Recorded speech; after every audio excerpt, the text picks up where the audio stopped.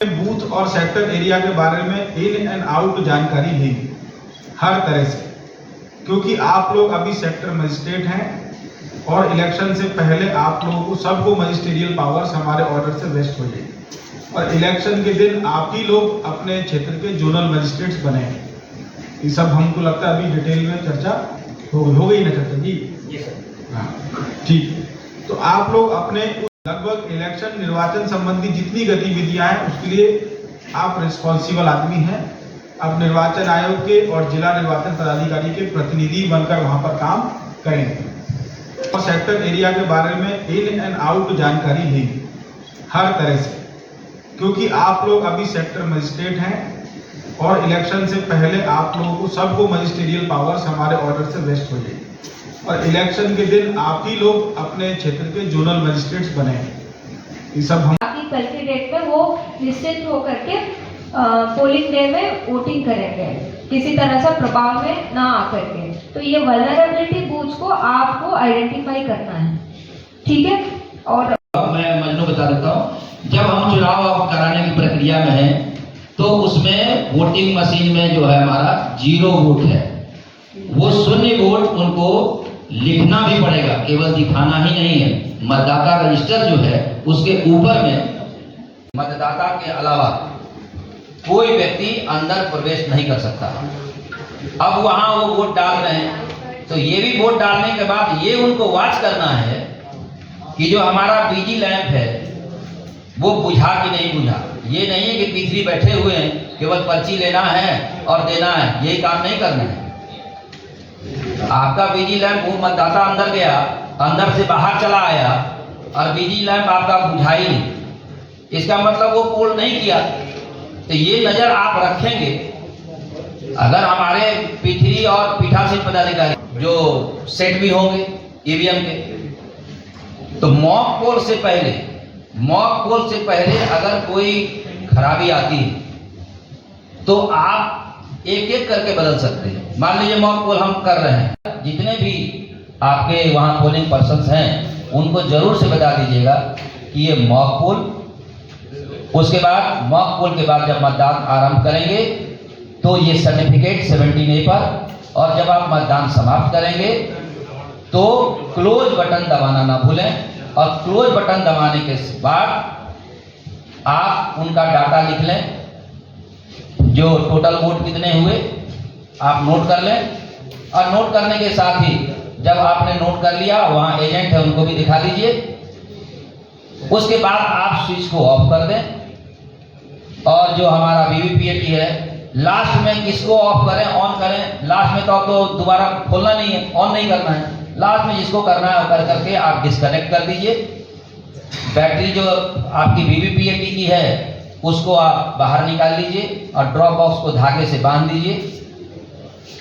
Battery box जो battery वाला junction जो पोस्टर है उसको आप धागे से उसको बांध दीजिए, जो खुले नहीं ट्रांसपोर्टेशन में।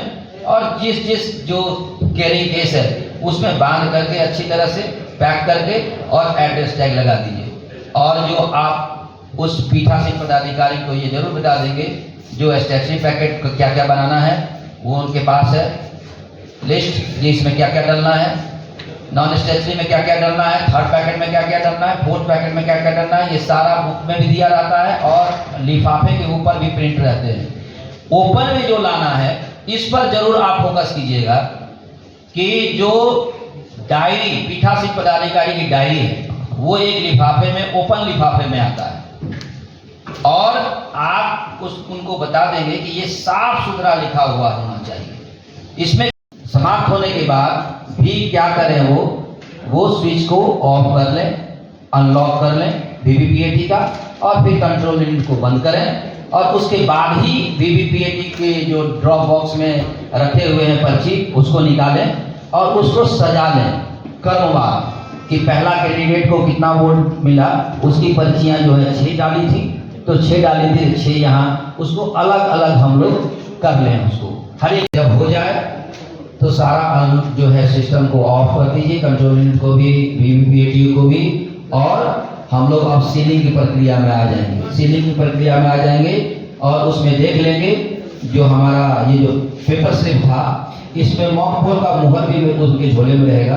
वो मुहर मार करके उसमें साइन वाइन नहीं करना है, मॉक पोल का मुहर मारना है जो पेपर स्लिप है, और उसको पिंक पेपर सील में उनको चुनावी मोड में आ जाएंगे। जैसे ही अब हम मॉक पोल हमने कंप्लीट कर लिया, मॉक पोल कंप्लीट करने के बाद वोटिंग कंपार्टमेंट मैंने कहा था कि वहीं पर रखें, तो वोटिंग कंपार्टमेंट अपना एडजस्ट कर लें। P1, P2, P3 कहाँ बैठेंगे, जब हमारा मतदान 8 बजे आरंभ होगा, कम से कम 5-7 मिनट पहले वो लोग अपनी पोजीशन ले लें। को बहुत जोर से अनाउंस करता है, क्योंकि उनके पीछे जो है एजेंट बैठे होते हैं, उनको एजेंट को सुनाना होता है, तो उनको लाउडली बोलना होता है। अगर P1 उस आवाज को सुनते हैं तो क्या होगा कि वो सीरियल नंबर उनको फिर दोबारा लिखना नहीं पड़ेगा, उन्हीं के आवाज के साथ साथ वो सीरियल नंबर सेकंड कॉलम जो है वो भरना है।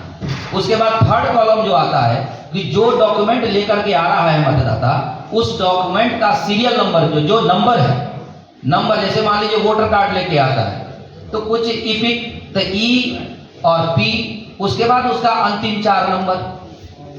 पैन कार्ड लेके आता है तो PAN लिख लिया या PA लिख लिया, उसके बाद अंतिम 4 नंबर जो अकाउंट जो उसका नंबर है। जो भी डॉक्यूमेंट लेके आते हैं उनका शॉर्टकट जो समझ सके वो नेम 1 या 2 या 3 वर्ड का, और अंतिम 4 नंबर वो उनको थर्ड कॉलम में लिखना है। और चौथे कॉलम में जो है उनका सिग्नेचर या अंगूठे का निशान है। तो उनको ये बता देना है कि आप अपने कॉपी को आप टेढ़ा मत कीजिए, आपका साइड ये है, आपकी साइड में लिखिए। केवल उस प्रॉपर कॉलम में उनके अंगूठे का निशान या हस्ताक्षर होना चाहिए। आपका सीधा आपका, और जो बताता है उनका सीधा उनका, एक दूसरे के पूरक होंगे लेकिन उल्टे होंगे, लेकिन कॉपी को बार बार पलटना नहीं, वो अपना उल्टा सिग्नेचर चलेगा। केवल ये चीज देखिएगा कि जो मतदाता रजिस्टर जो 17A मतदाता को रिपोर्टिंग आपको करना ही करना है, इसलिए आप मॉक पोल पर ज़्यादा फोकस करेंगे।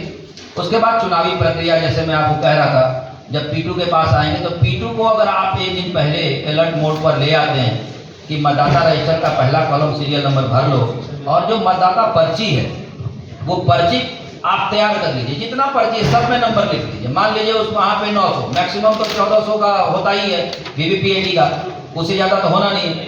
900 1000 यही किसी बूथ पर है मैक्सिमम, तो उतने आप पर्चियाँ बना लीजिए, कोई दिक्कत नहीं है। सारा सीरियल नंबर लिख लीजिए और उसको सीरियल आप बंडल जो है उलट करके bundle number 1, bundle number 2, bundle number 3 लिख लीजिए, और उसको अरेंज करके रबड़ से लगा लीजिए।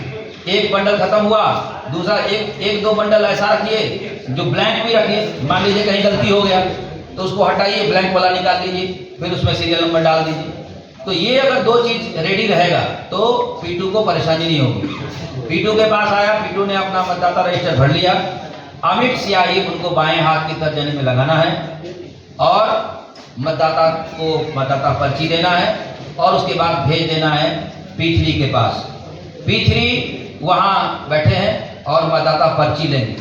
मतदाता पर्ची भी वो संभाल के रखेंगे, ऑर्डर में रखेंगे। जो सीरियल नंबर हमारे मतदाता रजिस्टर का है उसी क्रम में मतदाता वोटिंग कंपार्टमेंट में जाएंगे, वो ऑर्डर नहीं टूटेगा। मतदाता पर्ची जितने भी आपके वहाँ पोलिंग पर्सन्स हैं उनको जरूर से बता दीजिएगा कि ये मॉक पोल, उसके बाद मॉक पोल के बाद जब मतदान आरंभ करेंगे तो ये सर्टिफिकेट 17A पर, और जब आप मतदान समाप्त करेंगे तो क्लोज बटन दबाना ना भूलें, और क्लोज बटन दबाने के बाद आप उनका डाटा लिख लें, जो टोटल वोट कितने हुए आप नोट कर लें, और नोट करने के साथ ही जब आपने नोट कर लिया वहाँ एजेंट है उनको भी दिखा दीजिए।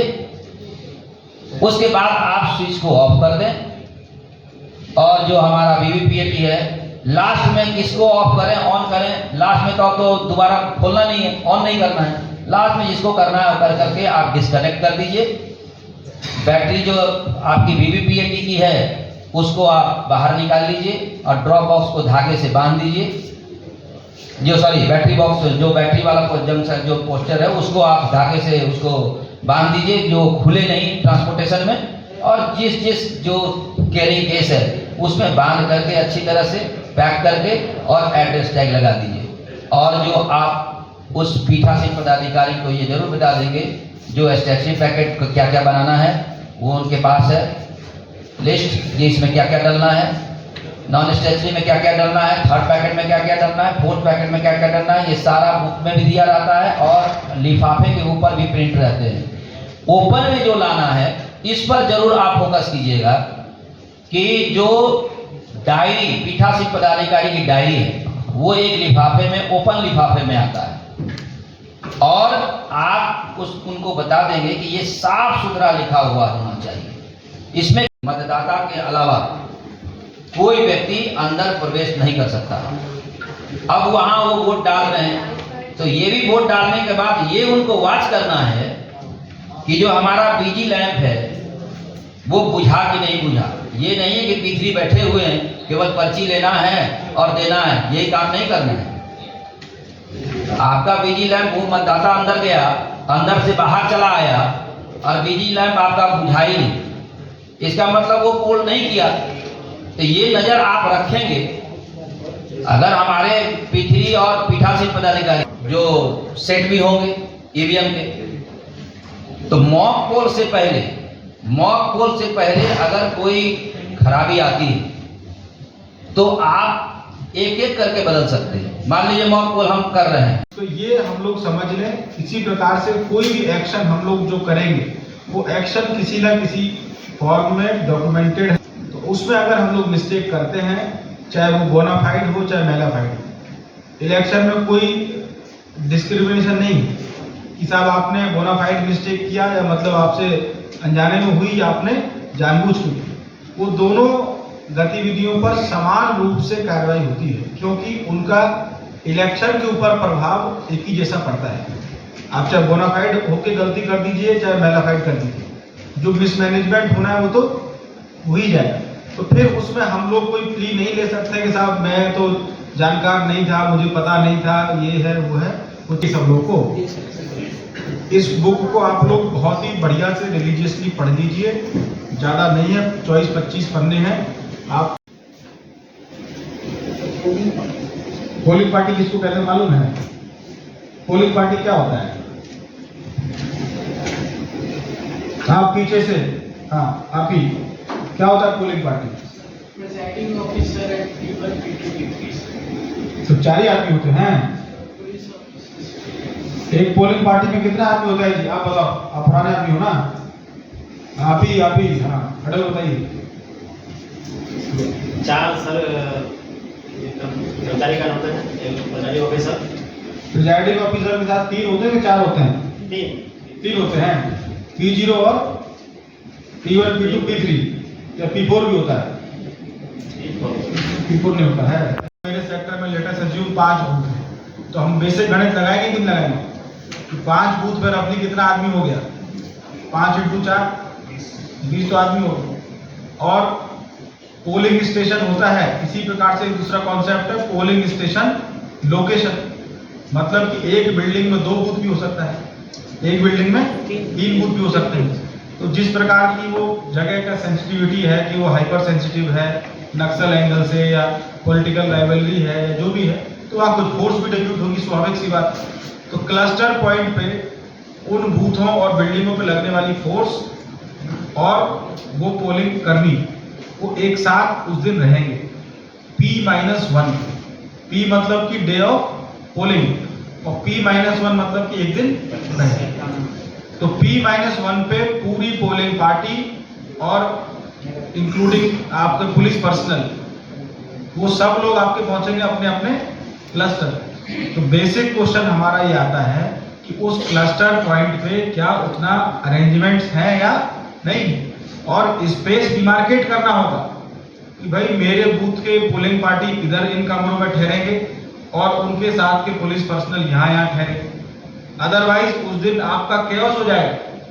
एक दिन पहले लोग पहुंचेंगे और वहां जाके त्राहिमाम करेंगे, यहाँ तो पीने का पानी नहीं है, यहाँ टॉयलेट नहीं है, यहाँ बिजली नहीं है, XYZ तरह की दिक्कतें हैं और अभी बारिश का टाइम भी चल रहा है। तो इसलिए जब तक आप जाके देखेंगे नहीं, चीज़ों को रेक्टिफाई करने की दिशा में प्रयास नहीं करेंगे, कोई फायदा नहीं निकलेगा। हर क्लस्टर पे एक एक क्लस्टर प्रभारी भी बनाया हुआ है। तो उन क्लस्टर प्रभारियों को भी पैरेलली डायरेक्शन दिया जा रहा है कि आप अपने अपने क्लस्टर पे अश्योर्ड मिनिमम फैसिलिटीज जो हैं जिसमें कि लेवल है, और कमीशन इन सब चीज़ों को बहुत गंभीरता से लेती है। मतलब कहने का क्या होगा कि हमारी पोलिंग पार्टी निकली डिस्पैच सेंटर से और चुपचाप जाकर उसको क्लस्टर में चले जाए। मटेरियल लेके कोई भी आदमी हमारा उसके आसपास कहीं फ्री मूवमेंट नहीं करेगा। और आपको सबको अपने अपने क्लस्टर पॉइंट से बूथ का कितना दूरी है वो भी आपको देखना है विजिट कर कर, क्योंकि हमको अगले दिन सुबह सुबह उन सबको वहाँ से 90% जगह हम लोग देख रहे हैं बाय व्हीकल ही मूवमेंट है, पर एक दो जगह जो सुपर सेंसिटिव एरियाज हैं वहाँ पर आपको बाय फुट भी मूवमेंट करना पड़ेगा। तो इसलिए वो जो जगह है उनको देखना पड़ेगा कि भाई कितनी जल्दी निकलने से हम अपने बूथ पे पहुंच जाएंगे, तो वो भी हमको समझना है। और बूथ को भी पहले विजिट करना है, क्योंकि बूथ पे उस दिन जब आपकी पूरी टीम रहेगी तो उनको ऑब्वियस सी बात है वहाँ पोलिंग स्टेशन कैसा है, उस पर पोलिंग स्टेशन पे बाहर उसका डिटेल्स मेंशन है या नहीं। मैडम आप उनको वीडियोस को बता बाकी कल के डेट में वो निश्चित होकर के पोलिंग डे में वोटिंग करेंगे, किसी तरह से प्रभाव में ना आकर के। तो ये वल्नरेबिलिटी बूथ्स को आपको आइडेंटिफाई करना है, ठीक है। और फिर आपका पीयू कराओगे, क्या क्या चीजें रिप्लेस करना होता है? सारा सेट। यदि सिर्फ वीवीपैट खराब होता है, सिर्फ वीवीपैट। और क्या ये रिप्लेस करने के बाद तुरंत आप शुरू कर देंगे पोलिंग फिर से? कुल कितना कराना होता है? होता है सिर्फ 10 ही कराना होता है ना सेकंड बार में। हाँ, एक राउंड आपने पहले ऑलरेडी मॉक पोल करा लिया है, अभी सिर्फ आप